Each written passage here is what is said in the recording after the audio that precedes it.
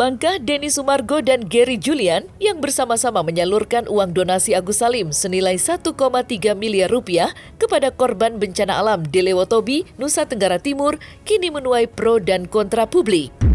Dalam kesempatan ini, beberapa praktisi hukum akhirnya memberikan pandangannya terkait langkah yang dilakukan itu. Meski ada yang berpendapat bahwa peralihan uang donasi dapat menjerat pihak yang bersangkutan ke dalam pasal penggelapan, ada pula praktisi hukum yang berpendapat bahwa peralihan uang donasi itu sudah tepat dilakukan. Karena sesuai dengan permintaan para donatur yang tak setuju jika uang donasi dikembalikan kepada Agus Salim. Untuk mengetahui pandangan praktisi hukum secara lengkap, maka inilah 5 pandangan praktisi hukum soal pro dan kontra uang donasi Agus Salim dibawa Densu ke NTT, versi Cumi Top 5. Irjen Polisi Ricky Sitohang beropini peralihan uang donasi yang diwakilkan oleh Denny Sumargo dan Gary Julian terhadap korban bencana alam di NTT telah menabrak peraturan undang-undang dan dapat diindikasikan sebagai dugaan penggelapan. Menurut Ricky Sitohang, peralihan uang donasi itu harus menyertakan Agus Salim serta pihak-pihak yang berkepentingan lainnya, karena uang donasi tersebut saat ini sudah masuk ke dalam golongan uang sengketa. Karena peristiwa yang sekarang keberangkatan daripada Gary dan Densu ke sana tuh, menurut hemat saya sebagai seorang penyidik, sudah menabrak barikade undang-undang. Karena pengumpulan donasi yang diperuntukkan untuk pengobatan mata Agus. Kalaupun terjadi simpang siur, itu kan bisa dibicarakan. Kalaupun mau terjadi pengalihan daripada nilai uang tersebut, harus seizin daripada Agus. Karena pokok utamanya si Agus. Kalau memang tidak terjadi persesuaian, ada barikade selanjutnya, yaitu penetapan hukum melewat pengadilan. Itu pun harus menyertakan satu objek, yaitu Agus dan kuasa hukumnya. Yang kedua penyelenggara, Novi dan rombongannya. Yang ketiga Denny Sumargo. Yang keempat donatur. Yang perlu saya tekankan di sini masalah donatur. Donatur tidak bisa berbicara atas seseorang atau beberapa orang. Donatur harus berbicara atas nama mayoritas donatur dan dibubuhkan tanda tangan basah, tidak asal katanya-katanya.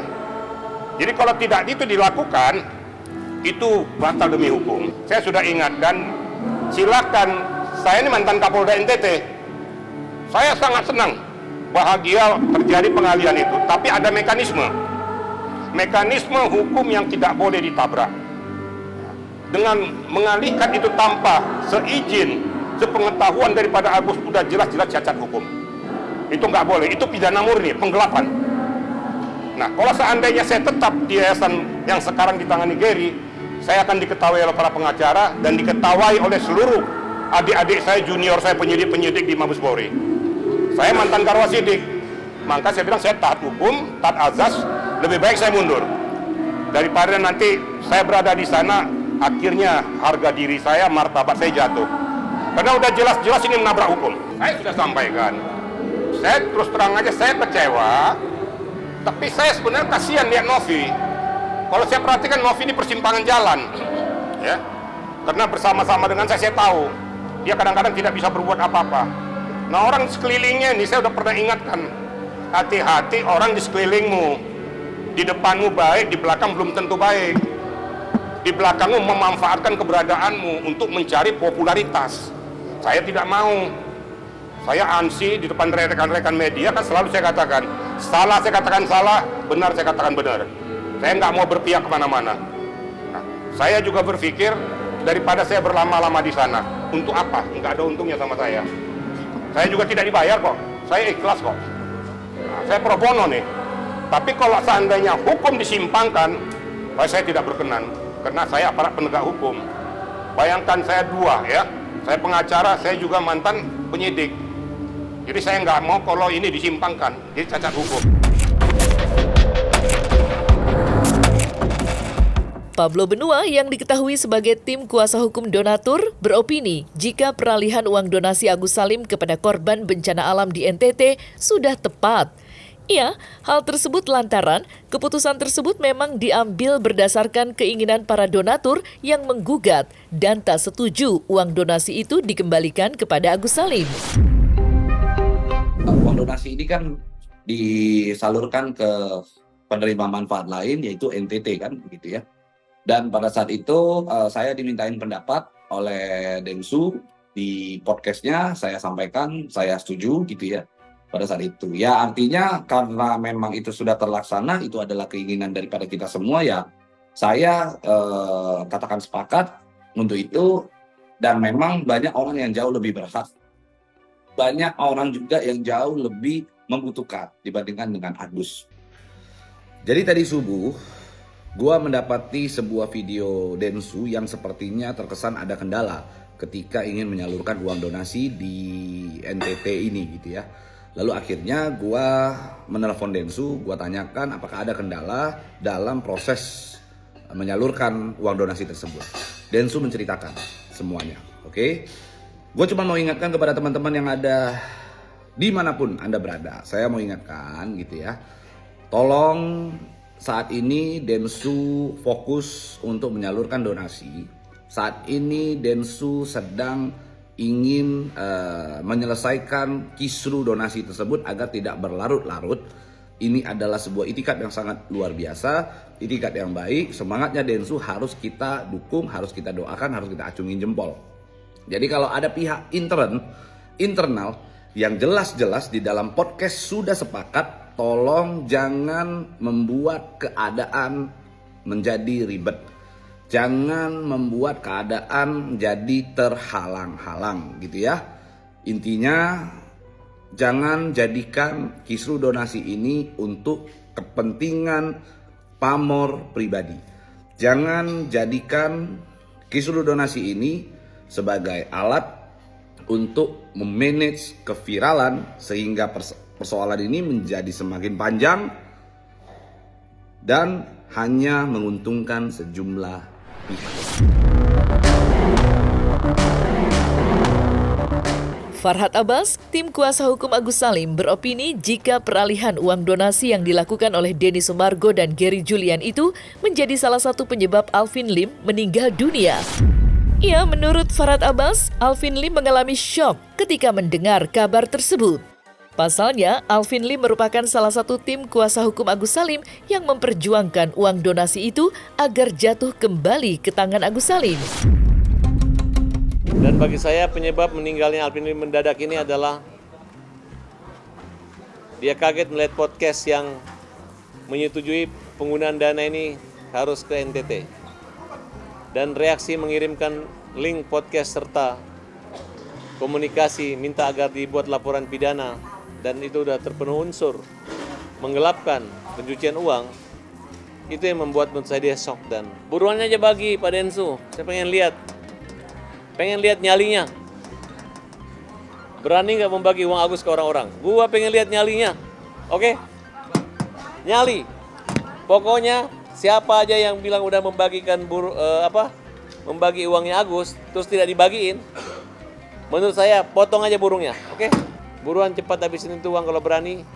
Dan masyarakat seberani apapun jangan pernah menerima uang yang masih bersengketa, uang yang masih konflik. Itu uang peruntukan buat Agus orang buta.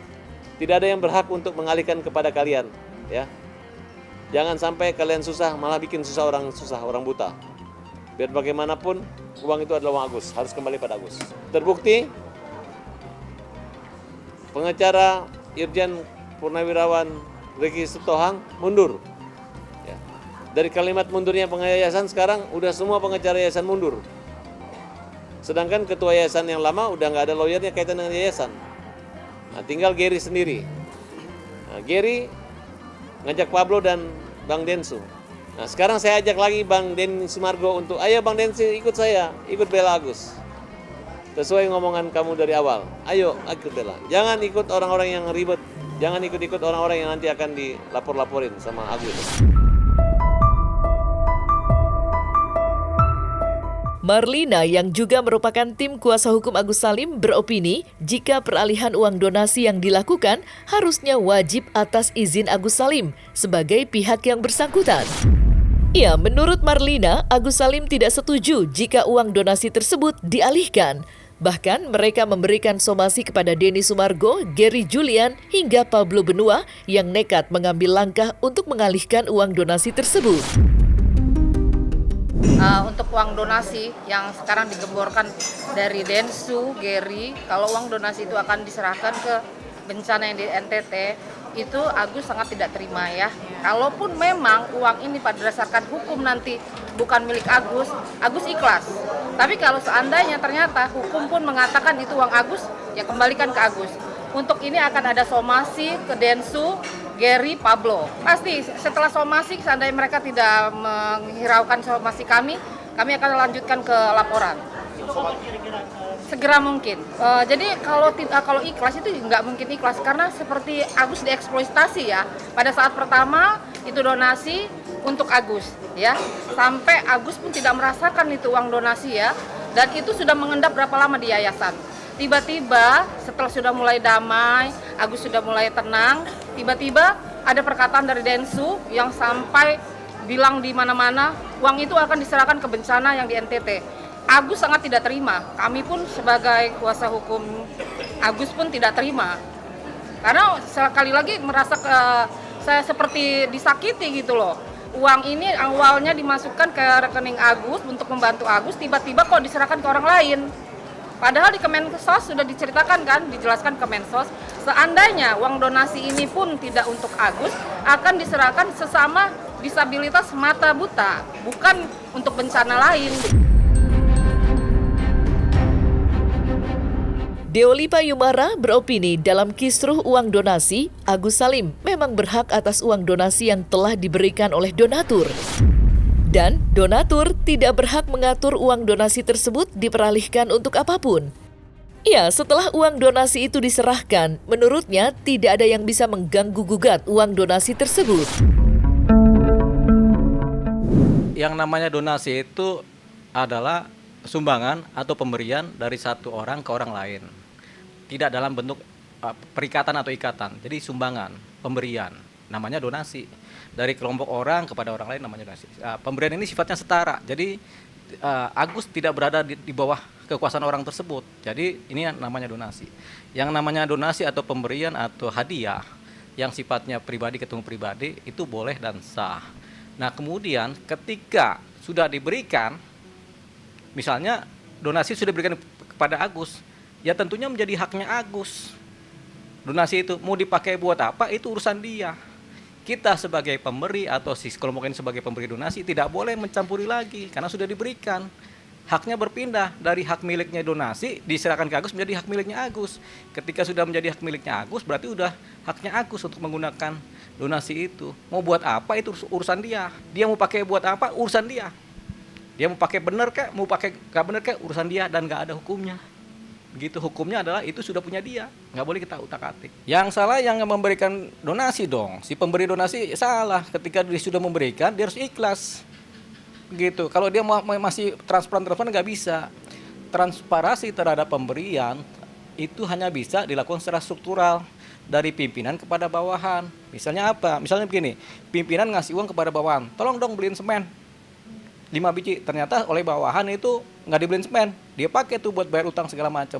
Ini kan struktural, atas perintah atau atas pemberian, dan pemberian sifatnya adalah perintah, sehingga ini disebut penggelapan. Jadi ketika yang seperti ini namanya penggelapan atau penyelewengan, gitu. Tapi kalau donasi yang sifatnya non struktural antara individu ketemu individu, donasi namanya, itu dinamakan pemberian. Nah, pemberian ini ketika sudah diberikan, haknya sudah berubah. Jadi nggak bisa donatur ini kemudian kami minta transparan, buangnya buat apa, nggak bisa. Salahnya mereka ngasih donasi, begitu kan. Jadi yang dimaksud donasi adalah pemberian yang ikhlas dan tidak boleh diganggu-gugat setelah diberikan. Tidak boleh juga ditanya-tanya buat apa setelah diberikan. Kecuali pemberian orang tua kepada anak. Nah, ini buat sekolah ya, sama anak uangnya dipakai main-main, dipakai buat beli mainan, beli apa. Nah, orang tua bisa marah. Kenapa orang tua bisa marah? Ya karena dia hubungannya kan terikat antara orang tua dan anak, hubungannya ada. Kalau donasi itu nggak ada hubungannya.